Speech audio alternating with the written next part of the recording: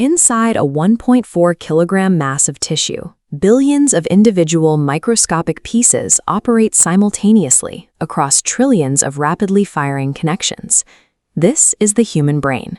It is an electrochemical powerhouse that regulates your breathing and heart rate while allowing you to ride a bike or remember a friend's phone number.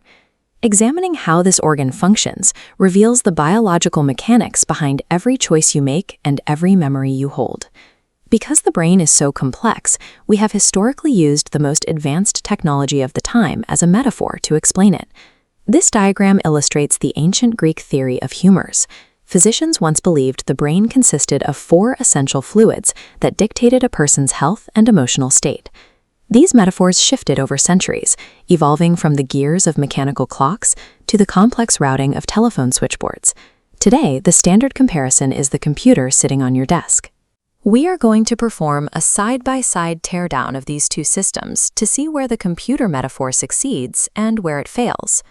The teardown begins with the power supply. A computer relies on electrical energy from a wall outlet, but the brain gets its energy in the form of glucose from the food you eat. While you can push a button to shut a computer down, the brain has no off switch. It remains active and consuming energy even while you sleep. Both systems use electrical signals to transmit data, but the internal wiring is different. Computers use metal wires, while the brain uses living nerve cells called neurons. This shared trait of using electricity to move information is why the computer metaphor remains popular. Computers use binary switches. An electrical signal is strictly on or off, but a single neuron can receive information from thousands of others simultaneously. This transfer happens at the synapse, a microscopic gap where the electrical message hits a physical dead end. Unlike a continuous metal wire, this physical gap means the signal must change its form to reach the next cell. Trillions of synaptic gaps are active now.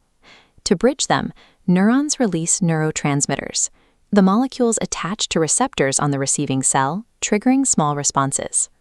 A neuron generates a large signal, an action potential, only when the sum of these tiny signals exceeds a specific level.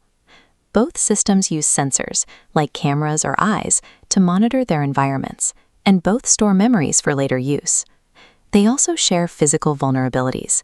Hard covers and human skulls protect the delicate components inside, but both can still be damaged by physical impact or internal viruses. If a computer chip fails, it is replaced with a new part. Brain tissue is fragile and has no replacement parts once it is damaged. However, the brain can sometimes rewire its own circuitry. After certain injuries, undamaged tissue can take over the functions previously handled by the damaged area. A computer relies on external repair to function after a failure, while the brain actively adapts its own physical structure to survive. Computers can perform massive calculations at astounding speeds, but the machine metaphor eventually hits a wall. That wall is consciousness, the subjective experience of self-awareness. While current research works to give robots emotional capabilities, machines do not truly experience the dreams or thoughts that define human life. This awareness suggests the brain is more than just a biological storage device.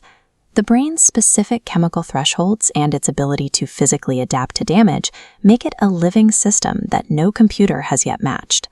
This delicate hardware is the physical source of your emotions, your appetite, and your sleep. It is the reality of who you are.